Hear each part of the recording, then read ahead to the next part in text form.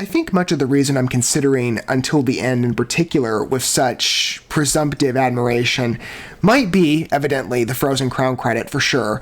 But there's also an element of nostalgia, given Until the End is quite common title phrasing for some of my other favorite rock and metal standouts over the years of consuming this type of music, whatever artist or country of origin you look at. This is already ringing a bell to some of our favorite voices of mine. Now, I think Until the End here is going to have a bit of an independent voice, given, again, this is of European origin, but as well with the power metal styling.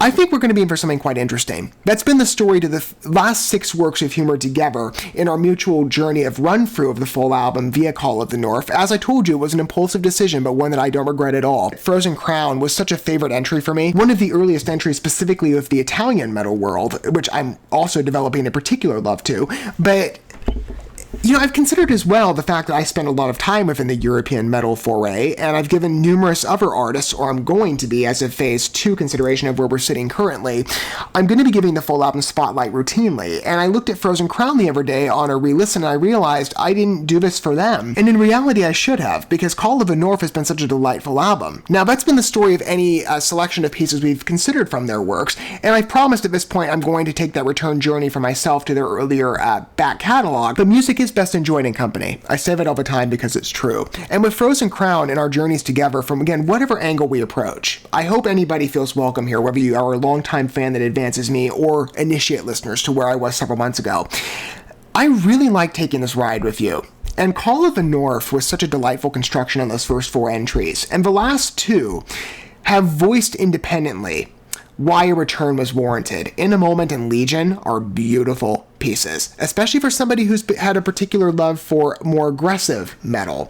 Though, again, I keep an open door to anything, and thus to any artist, even ones that play around a bit. And Call of the North has expressed some light variants with a much more roughened appearance. I really like the drive of this album, whether it be those first 4 earlier works, and if you're approaching, by the way, via Until the End on Initiate Standing, we're now 7 pieces in to a 10-track album, so I would recommend to not overlook the previous works for yourself, and they are rewarding listens. Go and humor those first 4 pieces, and actually first 6, in consideration of In a Moment and Legion adding those ones on, but certainly those pieces are worth your time, and then maybe return to In a Moment. However you want to enjoy those pieces, by the way, whether it be alongside me or for yourself is fine, but don't neglect to notice those pieces. They are certainly worth it in terms of rock expression, and you don't even have to be, I think, a metal fan to appreciate the prowess of Frozen Crown's voice. I've really taken a liking to them, and I keep an open door to anything, though again, my particular love is rock and metal music. This one has just really struck a chord with me. From whatever face of this album you examine, vocals, key choice, storytelling, lyrical prowess, musical prowess, riff choices, the roughened approach. Can't get over how nice that is. Particular standout favorite of mine, Blackheart. To have echoes to that with In a Moment and Legion, the first one even more specifically, I couldn't have asked for a better entrance to our return journey. Call of the North really is a special collection in my opinion, my favorite of their works thus far. Not to overlook the previous entries on albums, they've been great of what I've heard of them, but Call of the North really, it's connecting with me quite well. I think it'll have that same potential for you. If Frozen Crown is a new name for you, maybe your first welcoming entrance into the European metal market. It is a road we're venturing down. I've taken that ride for myself. I do it somewhat daily at this point. It's a warranted journey. I think you'll see why if this is in fact your first entrance via Until the End. And I'm sure, just based on presumption, this is going to be as rewarding as any piece we've witnessed from Frozen Crown thus far. But it's been the story. I don't think they depart now. As I walk across the valleys of this land unknown, of the shores where I left memories. As I said, variance on mood. I can hear the voices. Though it could be like Victorious. Cheering up, calling us, whispering us, don't leave us alone. It is like Victorious. That switch on tone, specifically. Though the isolation on that origin verse to allow Giada's vocals to shine.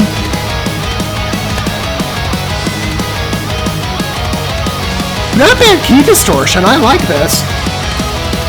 Quite unique. A lot like Victorious, actually.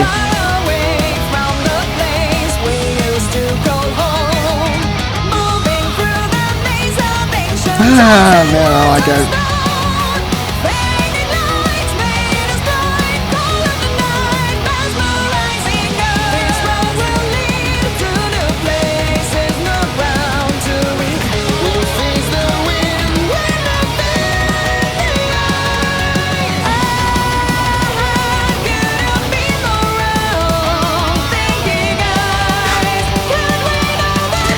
a lot of transformation in this work specifically.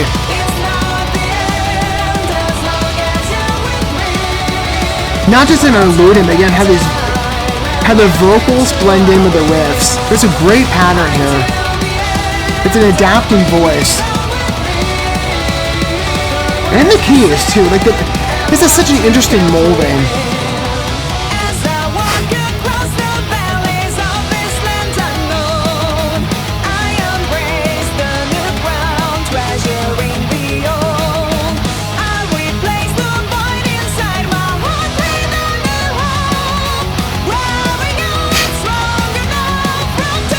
I love when a voice drifts like that. It's got such a nice swing.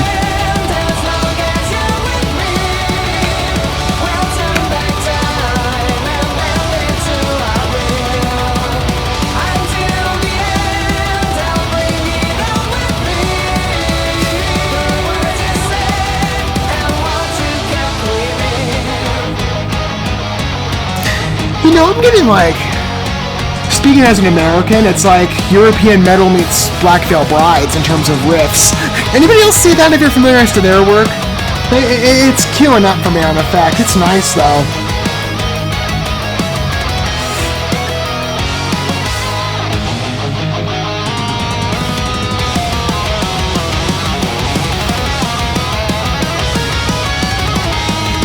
And it might be a slightly repressed number, but again, it's still faithfully energetic.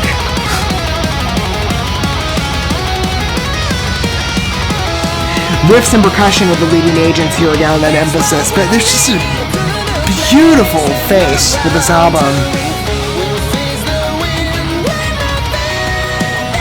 Another fantastic contribution.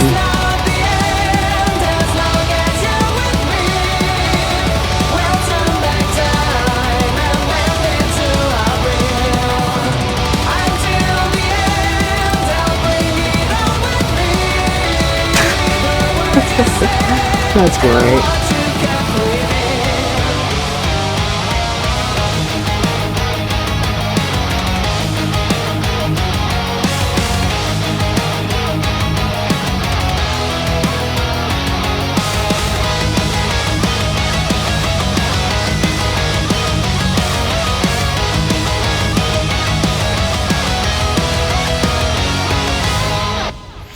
I think adaptable is the best word to describe that piece. Truly.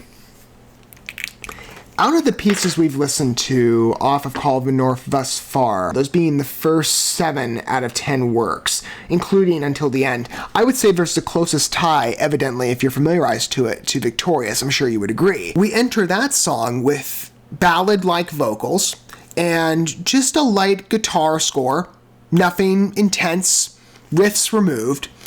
It's just, like an acoustic performance. And then after the first verse and the chorus, I believe, there's that switch. There's the tempted belief that there's an establishment of a pause number, but this acts as a bit of a breath, which, given, the wide pool of artists I've listened to in my life, I've seen this be, an expected element, that you're going to have a number about midway through or somewhat later in the album, this being a potential case of that serves as a breath to a more aggressive voice. Though some artists might depart, and Frozen Crown has established again a rock root with this, that the aggression is not lost, just might be suppressed from time to time as Until the End interestingly explores. So again, there's a close tie to how we originate, yet Victorious is, if you consider the key, more so linear. It doesn't fluctuate and jump around as much as this number does between verses and chorus sections. It's not bad, though. I really like the mood of a number. Again, that switch, it's a fun disorientation. And even there, I get, not necessarily in the key, no, because Call of the North was not, that one also stayed a little more on a linear path. Syncopation of beats. Close, again, you look at the resemblance of Until the End based on the lyrical phrasing, and it rings a bell. But even in those chorus sections, again, consider with Call of the North when you listen to it. Examine the points of emphasis placement in those beats. Look, for example, by comparison to Black Heart, right? As we start with that number and proceed through it, the beats are placed on the 1, 2, 3, 4. Like, it's very easy to follow, versus Call of the North, where your mind is forced to maintain attention on where those beats are placed. You're trying to follow along with the timing. Consider again these choruses, and it does come across not only with the riff mixture quite erratic, but the beats are, they're still, the song is generally, this is what's so delightful to me about Until the End. It plays like it's going to be something when it's not. You think it's a pause number, and then there's that quick switch, and even then there's just so much variance in this. It creates an adaptive voice with a uniform effect. There's still a common uniform framework as you proceed through the number, and familiarities again to Call of the North in general. Whether it be that roughened foundation, the riffs aren't lost, they're just creatively interwoven. Even there, though, with a reminiscence effect that is not as common on the, well, it kind of is, because it may, yeah, even Fire in the Sky comes to mind. But you think this number has a variety of extremes in how you consider it. On the one hand, it does follow in line with Call of the North, so to any works that this succeeds, it feels faithful. But it also feels like it's its own journey. It's really interesting, isn't it? I like Until the End. It's a bit of a charming piece, even more so on reflection of it. It does, maybe tampen the mood a bit down, especially on the introduction. Again, clear, victorious voice comes back. But yet there's still such distortion when you listen to the song through any later verses. A generalized prowess that is still maintained, with plenty of shifts and adaptability, or a song that is more transformative on voice and unique. I like it. It is a bit of a standout piece, not just on its pseudo-pause effect on entrance, what you think, but it's able to balance maintaining the Frozen Crown Call of North energy with shifting suspicion. You can't really expect where this number goes on destination. You can, on reflection, you can see the adjacency, but as you engage with it on a first-time witness, it is rather, at least I found it a bit unpredictable. Now on reflection, I see the patterns, but not as much on evolution. I'd love to hear what your thoughts are on that one down below. I think it's, again, like I said, a unique work, and one that is quite adaptive to Call of the North's maintained patterns.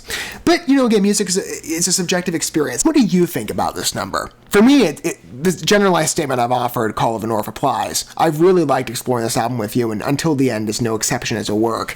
I'm sure going forward, again, we'll continue the journey of pattern that's been set beautifully by In a Moment and going on since. And while my attention first gravitates to the evidently harder numbers like Black Heart, In a Moment, and to some degree as well Legion, maybe some of the ever predecessor ones as well, not to discount those, Until the End shifts my focus a bit. It's nice. Again, like I said, it plays as a pseudo-pause, but for aggressive metal fans like me, I'd be fine if it were more on the ballad side. I would be, but it maintains that Frozen Crown essence quite well, whilst offering an experience that feels new.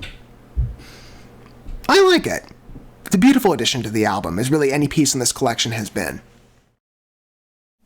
Thank you so much for watching this video. Before you bounce, feel free to drop a like and comment, subscribe to this channel with a ding on the bell, and share this video with your friends. And consider checking out the description here. There you'll find links to my other channels, as well as addresses to my other social media accounts and ways you can help support my work if you feel so inclined. May God bless you, and looking forward to when our paths cross again.